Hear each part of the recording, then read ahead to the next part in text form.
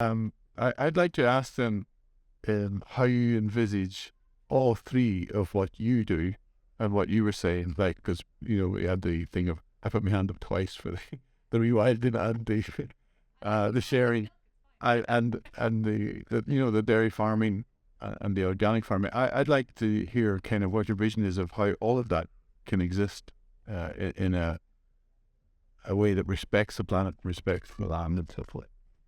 I'll just start. I think it's finding what we've been commenting on the farms. So while we're farmers that are producing different outputs in the farm, whether it's vegetable or beef or dairy or timber, really what we're doing is we're all working the soil. We're all working the soil. So if we can improve the soil and reduce our inputs, well, then that's the common ground. And it is nature. It's like in dairy farming, I'm not anti-cow, totally anti-cow. There's sacred animal all over the world because their gut inoculates the soil and the soil biology, and that's what we have in common. How we can help farmers across all the boards is reduce their inputs. So you were saying with nitrogen, 78% of the atmosphere is nitrogen. What we've done is broken the system in the soil to fix the nitrogen that biology has done for millions of years. So we can, if there's solutions there, and we can find that actually what the solutions are common to a lot of our farming systems as opposed to separate. Yeah, very, very good. I think we need to go back to a farming system that has existed maybe 100 years ago, a mixed farm where you have the right amount of animals, the right amount of food, feed produced for the animals on the land, and vegetables produced with the farm manure. The biodynamic thing, the philosophy was a really good one because a farm is an organism, they say. So each organism within it, it's like an organism of our body, and they work together to create this farm. So no inputs, very few inputs into it, and everything generated within the farm, all local. I think local is the key, and please be willing to pay a bit more. And I know you think I'm snobby now, but food has gone too cheap. We spend 10% in the EU, as an average in the EU for food, and that includes going out for meals and drinks and everything. 10% of our disposable income is nothing. Only the Italians are good. The Italians spend 18% of their disposable income in food. Ireland, I think we're down at 8%. So that's very little. Compare that with a little mobile phone that our children have, iPhones on and stuff like that. So pay to enable people to be a good farmer, really. And yeah. Yeah, I think Klaus touches upon a good point. I can work myself to the bone in terms of milking cows and bottling milk and trying to convince customers to pay what is €2.50 for a litre of milk. And you would pay more for that in shops. But ultimately, it'd have to come from the consumer. So I think a lot of people are aware of the Common Agricultural Policy, and fair enough, after World War II, there was rationing, and we needed to create a cheap food policy, and we did that too successfully. We have got used to paying for food that is very cheap. And like I said, if you can just spend a bit more on even one product and change that, then that's the change that you are making. But we do have to get used to the idea that, unfortunately, if you want a better food system and want more farmers, organic farmers, you're going to have to pay more for your food. Thanks very much for the presentations. Quick question. Do you think we have too many farm animals in Ireland? I don't think we do. Well, obviously the industry is very, very distorted. I don't think we have too many animals. Like I said, pre-colonial times, there was way more mammals than animals. This problem is the way we're managing them. We're concentrating them, and they're fed on high inputs. They are part of an integrated system within the farm. So like when we have animals, animals do work. The most successful farming systems throughout history have always been mixed systems. And once we take away the oil, well, then we'll need energy on the farm. A lot of that energy will come from the grass and the ground. It'll go into our animals, and the animals do jobs. Like the cow eating the grass and digesting and re-inoculating back into the soil, or geese or chickens scratching. All of these insects and animals do jobs. Even the lowly earthworm. We don't think of it very much, but that's one of the biggest animals that are doing the most amount of work if we have a healthy ground and soil. So the way our food system is at the moment, putting chickens and pigs and animals into very small spaces, huge amounts of antibiotics, loads of medicines. It's not a food system, it's a commodity system. So if we have animals, the right animal in the right place, I think we need more animals working properly in the land as opposed to just concentrating into small spaces for particular industries. Sorry, I disagree. I think we have far too many animals, and I think a farm should have as many animals as the farm itself can produce, and no more than that. It should not be driven by inputs like fertilizers or feed from other countries. That And also we export 90% of beef or milk, etc. We import 80% of vegetables. We have less than 100 commercial vegetable growers left in the country. We have 50 apple producers left in the country. I come from a small village originally in Germany. We have 50 commercial apple growers in that village, like not a town even. And the whole country of Ireland, there's 50 commercial apple growers left. We really need to, I think we have too many animals. We need to move away, but not get rid of animals. And I don't see animals as a thing. It's just when the unnecessary inputs are brought in, that's when that number should be determined by what the farm can hold itself. Yeah, I think there's. I really agree with both Klaus and Thomas. I do think that we do need to review how animals are being fed in this country. I think that's an important point. I think there is a stat out there that there were maybe just as many cows in the country 20 or 30 years ago, but that's being used as an argument to justify why we have so many cows now. But that's it was a completely different system 30 years ago as opposed to now, completely different inputs going into the cows now as compared to 30 years ago. And that's one of the core issues there. But I do also think of things like, if anyone is familiar with birds, there's a chaffinch and there's a chipchap. And where their names come from is the chaffinch would take the chaff away historically. Well, when smarter farms were more mixed farms, and when they'd usually have tillage enterprises on them, and those small birds would be able to feed themselves from that tillage enterprise when the wheat and chaff will be being separated, and that's where those bird names came from. Agriculture has played an integral part in supporting nature, but the evolution of agriculture has just speeded up so quickly. And that's not everything has speeded up so quickly in the last 50 years, aviation, communications, everything. I think that's altogether created an issue with the climate crisis that we need to talk about. Thank you so much. Now we've another question here, and thank you all for keeping your questions so succinct. This is great. Thanks very much for your presentations. Quick question for you, Thomas. How do you deal with bullfinches in your orchards? I don't think I have too many bullfinches in my orchards, but I have lots of birds. And I don't have a problem with the stuff being eaten off of the trees. But again, one of the things we do is we put loads of fruit bushes and edible stuff in around the rest of the farm. So it's not like one tree in the middle of the thing that's producing food and every wild animal has to come because there's nothing else there. There's a diversity within the landscape, so their bellies are full most of the time. And the issue I'd have is maybe crows at a particular time of year, just as things are sweetening up. And if I have cherries, like you can see the cherries growing on the tree, they're ready. They're 2 minutes to be ripe, and now all of a sudden the whole lot is gone. So I think providing food within the environment so that the other animals can live, then they're all giving benefits to pest and insect control. Like in my kales and in my produce, I've no problem with the first few years I was fighting with the white butterfly and caterpillars all the time. But as I increase the birds and the diversity, now all those caterpillars are eaten by the birds, and I don't need to do any netting or anything like that. So if you have a balanced ecological system with loads of biodiversity, things are kept in pace. And then we also need to feed nature. There was an old saying that you give 30% back to the land and to the environment. Thanks so much.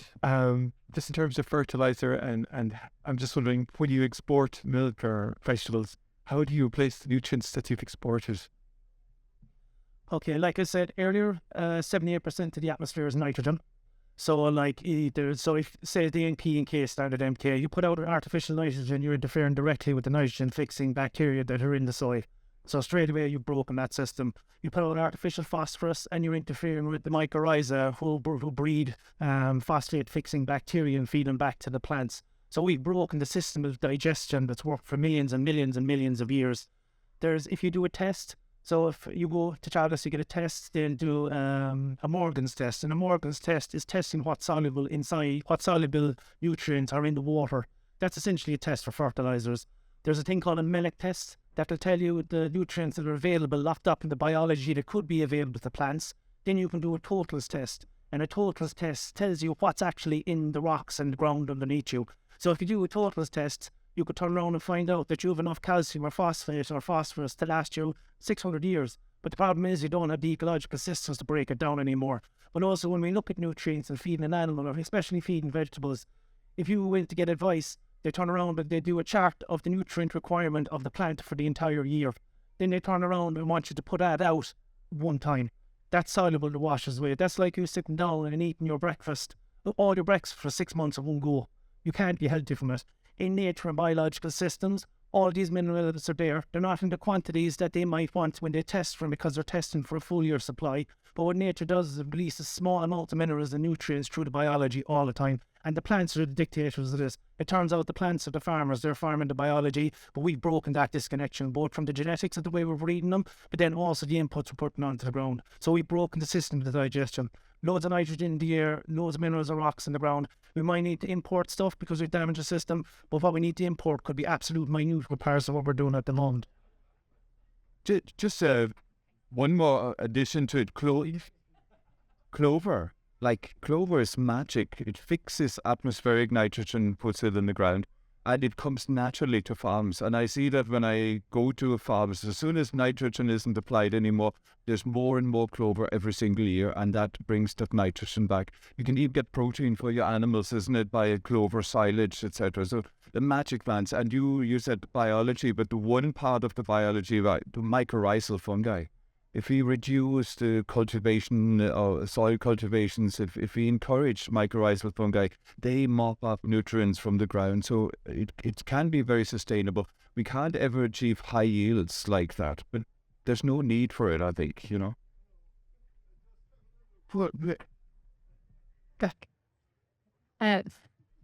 No, not for him. I guess in terms of nutrients on the farm, so we would do a soil test on the farm, not every year, every second year. And what that comes back, it tells you your NPKs, which Klaus touched on earlier. It also talks about the pH levels in the soil. You can fix the pH levels very easily by spreading lime, which is an organic fertilizer. And I guess weirdly or not weirdly, for an organic farm, we've never had issues really with the NPK. We spread slurry at the right times of the year. I do not spread spread slurry anywhere near my water courses on the farm. I just wouldn't. We would also spread farmyard manure, which would be quite a traditional thing. It's a mix of straw and animal feces.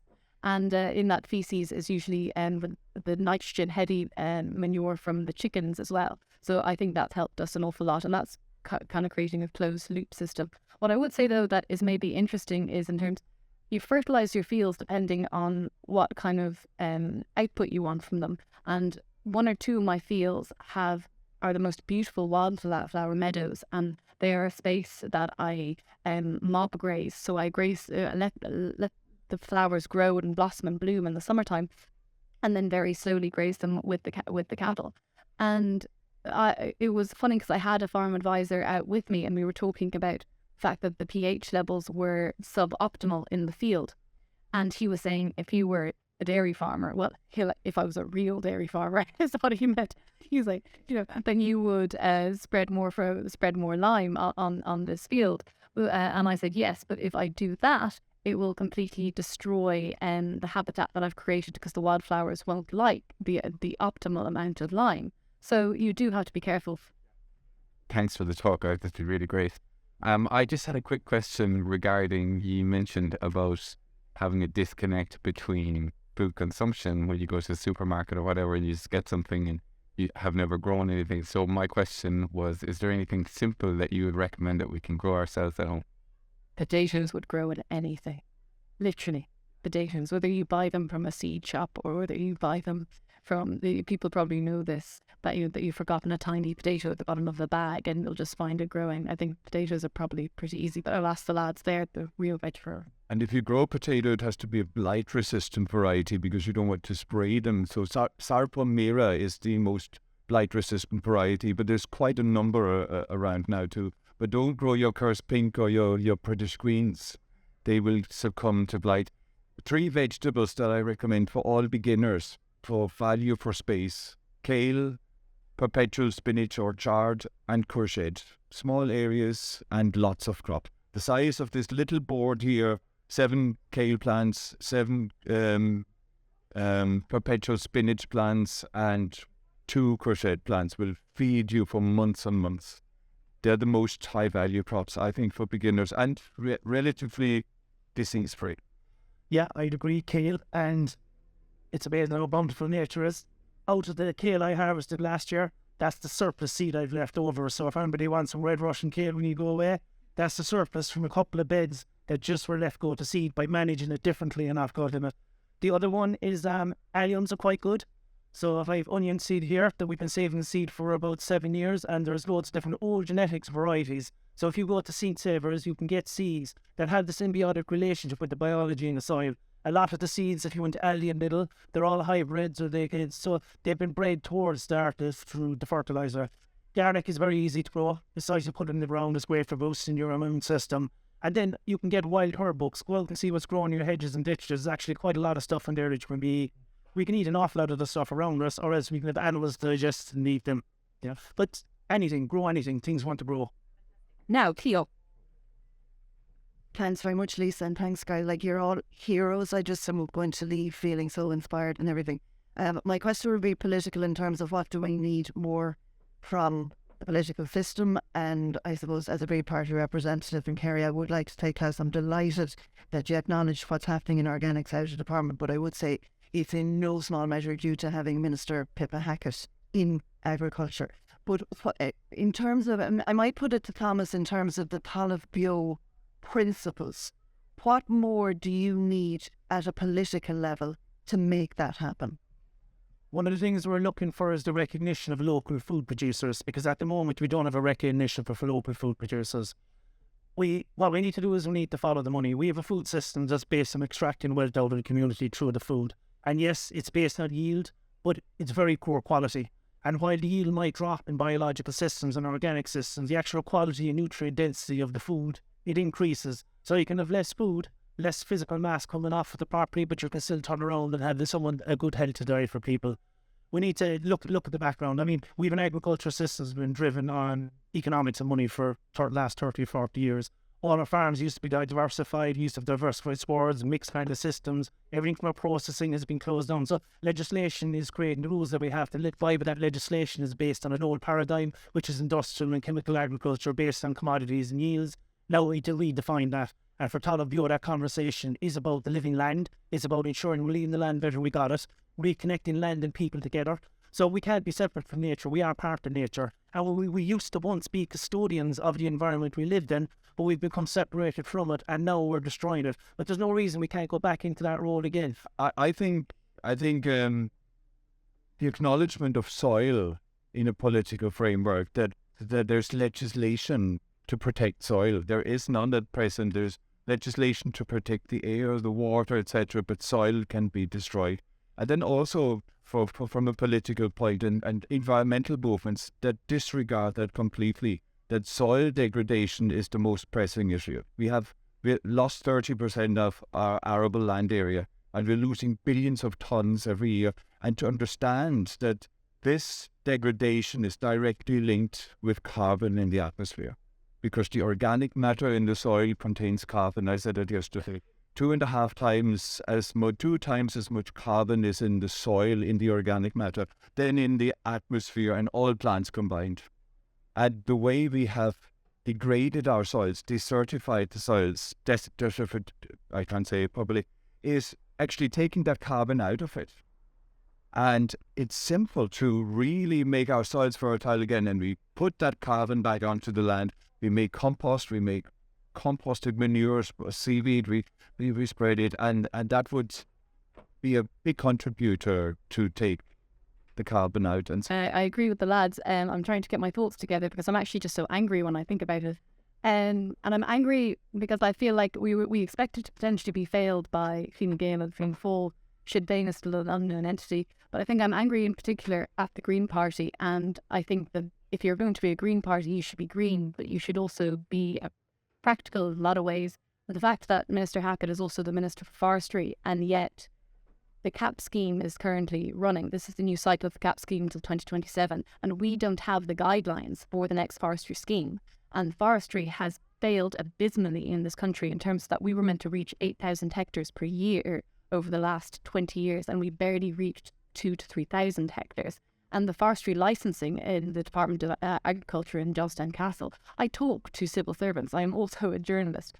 It is deadlocked. They cannot get forestry licenses through because it was so poorly planned out. And yes, Minister Hackett did largely inherit that problem and has been trying to solve it. But the fact that we don't even have new forestry scheme guidelines in place for the next forestry scheme is ridiculous when there's so many farmers out there who want to do it. It's also abysmal that, yes, we can talk about, the number of organic farmers coming into the pipeline has almost doubled. But you're talking about beef and sheep farmers in the mainstay, there are about 1,000 of them, who are basically farming organically anyway, and are an older generation who weren't using artificial chemicals and fertilizers anyway. So it was an open goal for anyone, for any minister that was put in there. You don't have the farmers. You haven't convinced the farmers that actually need to change to organic, that actually need to move away from pesticides, move away from chemicals, move away from nitrogen. That hasn't been done.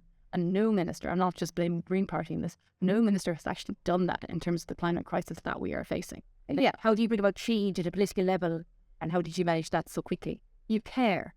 Yeah, that's what you do. You just care. You care. But on top of that, you lobby everyone. So basically what happened was, I am obviously a woman and I am a farmer and have been aware for an awful long time. I farm with my grandmother, that she'd been sidelined and belittled, but largely by male farmers in the male-led industry. If you take, for example, the fact that there are 130,000 farmers in Ireland, only 12% of those are female. There are actually more women over the age of 80 who's supposedly farming in their own right than there are under the age of 35. And that's because when women only get handle on land when they inherit land from their husbands. They don't inherit land from their fathers the way that sons do. So this was a long-standing issue and something I really cared about. I cared about women like my grandmother who were passionate about farming, who were getting constantly looked over. So I set up a group. I invited called the Women in Agriculture Stakeholders Group. I invited every farm organisation to put a representative in. Some of them were not so keen as others, but we all got there in the end. I lobbied furiously and completely for free for a year and put all my time in. And basically what we have now is that there are various grants and schemes. So there's a grant scheme called TAMS, Targeted Agricultural Mechanisation Scheme. It will give normally a farmer a 40% grant for agricultural machinery or sheds or other things like that. So women in this current cycle will get a 60% grant. Organic farmers would also get a 60% grant. There will also be the option of female-only discussion groups because it is quite hard, usually being the only woman in a room, to ask a question without feeling really stupid of men, especially in an agricultural setting. So those are things that can happen. Just I suppose it's interesting to look at that in terms of how change happens and how you can influence, because sometimes it can be quite disempowering to feel like there's this big system there. And I think that's a really interesting example. Like, you've answered the first question. I was wondering about the influence of women in farming and the lack of women in farming and how that might impact on how we change. The other thing I feel is because we spend so little on our food, we're spending stuff on shit that we don't need. So we're filling the world with crap and we want our food for absolutely nothing. The reason all these growers are disappearing, commercial growers are disappearing, not to mind people growing at home, it's because they can't sustain their livings. And I was in the fruit and veg business myself for a long time. And the saying is that Holland feeds Europe in the summer and Spain feeds Europe in the winter. That is a bonkers system. And we're at a situation where we don't value vegetables. For some reason, it's not cool, it's not slick, I don't know what it is. Maybe you don't have big tractors and turbos and all the rest of it, but our food, we have all these empty fields and we just need to be turning them into something more productive. Okay, I think it comes down to values and education. The value around food is going to be great in the loss, and education around food has been moved out of our system. Kids need to understand, they need to be growing seeds, they need to be growing food inside the school, they need to be preparing it. When you don't have those skills, you go out into the world and all you know is processed food. Walk into a supermarket and all the stuff that we're projected through is easy, peasy, convenient.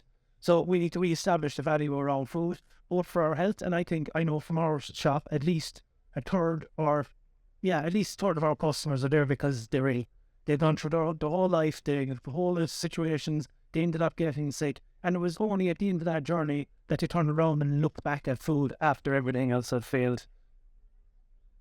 It's very encouraging that there's a growing number of young people in their 20s. Somebody branded them executive refugees, and they leave their jobs in Brussels and their computer science jobs, and they go out and grow vegetables, start small market gardens, and I've met quite a number of them. And it's. I asked them, why on earth would you give up a well-paid job for that hardship, of growing vegetables? And it's hard work. And they said, he knew how it feels like to drive into a grey city, sit in a grey office behind a screen, or there's other values which are coming up. And please, support those people and pay more, be prepared. CSA schemes, community-supported agriculture system, pay a farmer €500 a year and get all the vegetables and milk and eggs from that place. And come up with a new system. Yeah, I think that we do need some new thinking around it. I think education is key as well. If you walk into an agricultural college in this country and tell them that you want to be an organic veg grower or an organic dairy farmer, you will be looked at as if you're mad. That there's no specific scheme there really for you to learn that or to be that, but also there's no direct market for that. So it's fantastic we have, like I said, the doubling in of farmers in the organic scheme, but where's that food actually going? Because if you look at the numbers of lambs, organic lambs, there's a lot of organic lamb in the country that's being sold as conventional because the organic market isn't big enough. Same with organic beef. And then the price of a litre of organic milk is essentially the same as you get a green conventional farmer. So we really need to think about, and that's why it is important to have someone like Minister Hackett in power, because it's not just about creating food now, it's about where is that food going and what is the Irish food system going to look like in 30 years. There's 30 years of milk left if anyone wants them. So thank you very much. Yeah. Klaus is going. No.